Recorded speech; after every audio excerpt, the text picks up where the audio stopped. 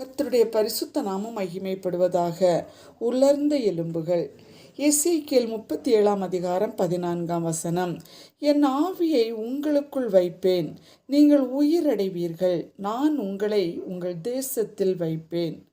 உலர்ந்த எலும்புகள் உயிரடைய வேண்டுமானால் அவற்றுக்குள் ஆவி ஊற்றப்பட வேண்டும்.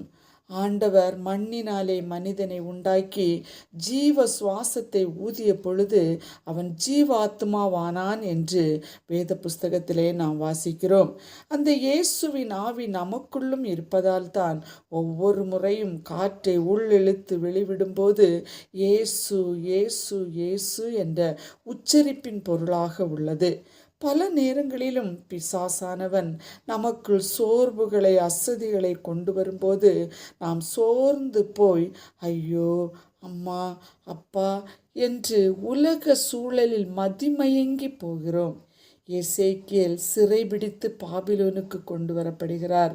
சிறையிருக்கப்பட்ட மக்களை விடுவிக்க வேண்டும் என்பது ஆண்டவரின் நோக்கம். ஆனால் அவன் நிச்சயமில்லாமல் ஓடும்போதுதான் எசேக்கியேலை பார்த்து ஆண்டவர் கூறுகிறார், இந்த எலும்புகளை பார்த்து பேசு என்கிறார். உலர்ந்த எலும்புகளே, கர்த்தருடைய வார்த்தையை கேளுங்கள். இதோ நான் உங்களுக்குள் ஆவியை பிரவேசிக்க பண்ணுவேன், அப்பொழுது உயிரடைவீர்கள். தீர்க்க தரிசனம் உரைக்கையில் ஒரு இரைச்சல் உண்டாயிற்று. எலும்புகள் ஒன்றோடொன்று அசைந்து இணைந்து சேர்த்து கொள்ளப்பட்டது.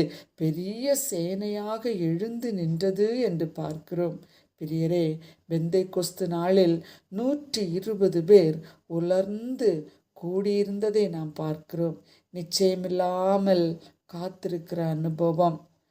திடீரென்று காற்று பலமாய் அடிப்பது போல் பரிசுத்த ஆவியானவர் இறங்கின போது அவர்களுக்குள் அசைவு உண்டானது.